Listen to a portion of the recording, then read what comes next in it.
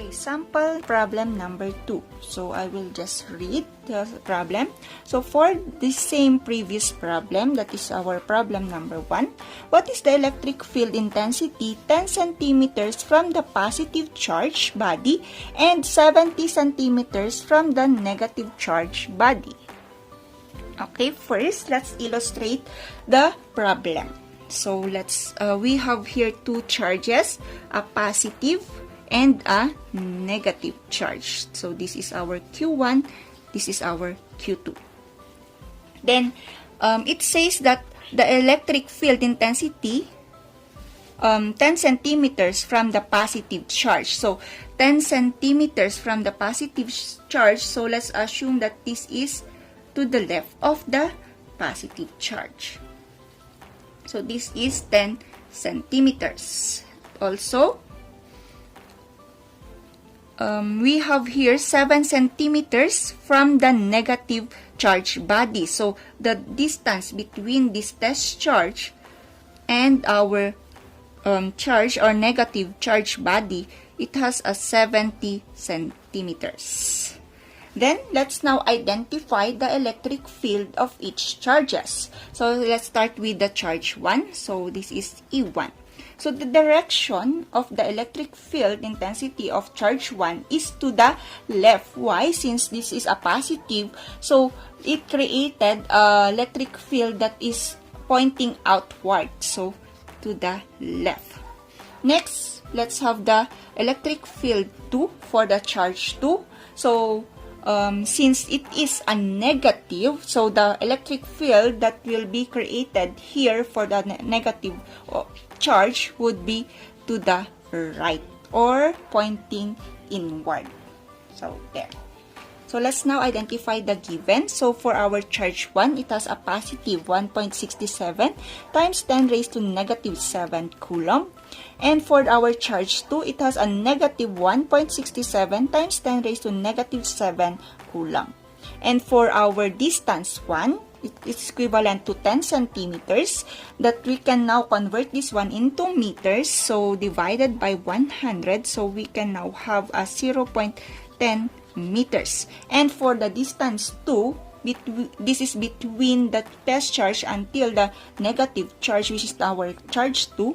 So it is 70 centimeters. And we now convert this one into meters, divide this one into 100. We can now have the value of 0.70 meters. And for the unknown, the net electric field intensity. Our formula, so we have here the electric field intensity is equivalent to electrostatic constant times the charge all over the R squared. And for our net of electric field intensity, we can now have the formula as E1 plus E2. So let's now solve. So let's start with E1. So, okay, Q1 all over R squared. So let's substitute. Okay, so since we know the electrostatic constant has a value of 8.99 times 10 raised to 9 Newton meter squared per coulomb squared times the charge 1 has a positive 1.67 times 10 raised to negative 7 coulomb all over our R1 or the distance 1 is 0.10 meter squared. So using your calculator, just input this value, then we can now have a value of 150,133 Newton per coulomb. And the direction is away from positive Q1 or to the left. So there. Okay, let's have now E2 or electric field 2. So let's substitute. We have here 8.99 times 10 raised to 9 Newton meter squared per coulomb squared times our charge 2, which has a value of negative 1.67 times 10 raised to negative 7 coulomb, divided by our distance to, we have here 0.70 meter squared. So just input this one in your calculator and we can now have a value of negative 3063.94 Newton per coulomb. And the direction, or we can now have the answer as 3063.94 Newton per coulomb, and the direction would be towards negative Q2, or it is to the right. So this is for our E2. Let's now solve for our net of electric field intensity, which has a formula of E1 plus E2. But before that, we need to identify first the sign of each electric field based on the direction. So let's start first with the E1. So the direction of our E1 or electric field 1 is to the left. So this is negative. And for the direction of our electric field 2 is to the right. So this is positive.